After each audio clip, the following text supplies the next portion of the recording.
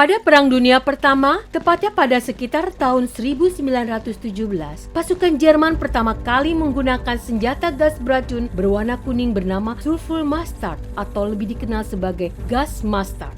Orang-orang yang terpapar oleh senjata kimia ini akan mengalami kesulitan bernafas, sensasi terbakar pada mata, serta menyebabkan lepuhan besar pada kulit yang terpapar, bahkan kematian. Tapi, tahukah kamu bahwa gas mustard ini adalah cikal bakal salah satu pengobatan terhadap kanker, yaitu kemoterapi? Loh, kok bisa sih?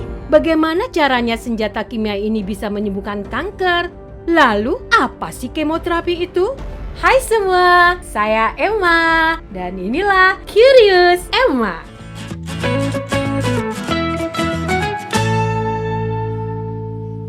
Tahun 1914 dimulailah Perang Dunia Pertama yang mana pertama kalinya penggunaan besar-besaran senjata kimia seperti gas beracun pada perang.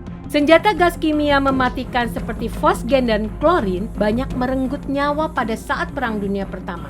Tapi di antara dua gas mematikan tadi, ada lagi senjata kimia yang terkenal ditakuti saat Perang Dunia Pertama. Senjata kimia tersebut adalah sulfur mustard atau lebih dikenal disebut gas mustard. Nah, meskipun disebut gas, senjata kimia ini bukanlah gas, melainkan berbentuk cairan kental yang mudah menguap. Dan uap inilah yang digunakan sebagai senjata kimia berbentuk aerosol. Gas mustard yang belum dimurnikan biasanya berwarna kuning dan berbau seperti bawang atau mustard. Makanya dinamakanlah sulfur mustard. Jadi, bukan karena rasanya sama kayak saus mustard di makananmu ya guys? Nah, efek dari senjata kimia ini nggak bisa disepelekan ya guys. Karena beberapa jam setelah terpapar dari gas ini, kalian langsung akan merasakan akibatnya. Yang mana kalian akan kesulitan bernapas, mata terasa terbakar, dan muncul lepuhan-lepuhan luka bakar di kulit. Bahkan, jika tidak segera diatasi, bisa menyebabkan kematian. Karena itulah, ilmuwan pada saat itu mati-matian berusaha membuat penawar untuk senjata kimia tersebut. Nah, saat mereka meneliti gas mustard itu, mereka menemukan bahwa gas tersebut merusak sel sumsum tulang sehingga menghilangkan kemampuannya untuk membuat sel darah. Dari penemuan inilah, mereka mendapatkan sebuah ide, yaitu menggunakan gas mustard ini untuk pengobatan kanker. Loh, tapi kok kenapa tiba-tiba zat berbahaya kayak gitu malah dipakai untuk mengobati kanker? Jadi gini guys, sebenarnya sel kanker memiliki sifat yang sama dengan sel sumsum tulang, yaitu keduanya bereplikasi dengan sangat cepat.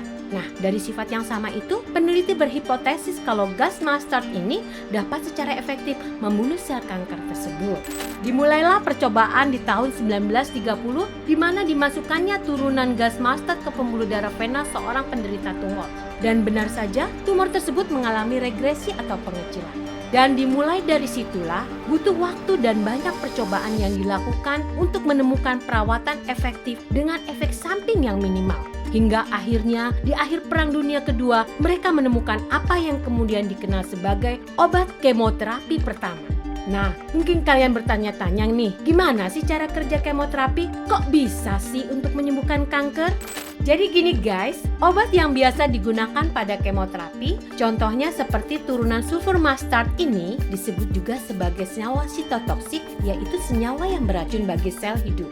Pada dasarnya, obat-obatan ini menyebabkan kerusakan pada semua sel dalam tubuh, bahkan sel yang masih sehat dan sempurna. Tapi senyawa ini menunjukkan efek paling hebat pada sel-sel yang cepat membelah diri atau mereplikasikan dirinya seperti sel kanker ini. Nah, saat senyawa ini telah di dalam tubuh, dia akan merusak DNA pada sel dalam tubuh yang bila tidak diperbaiki akan berakibat matinya sel tersebut.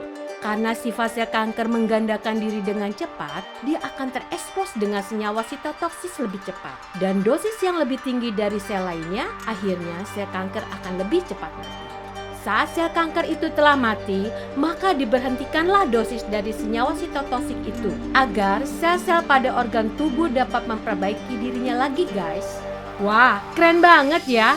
Emang gak nyangka, ternyata zat berbahaya seperti itu bisa dipakai untuk menyelamatkan nyawa loh. Kalau menurut kalian gimana?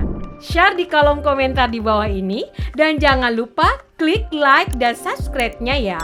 Sekian dulu ya untuk saat ini. Saya Emma dan sampai jumpa di video berikutnya. Bye-bye!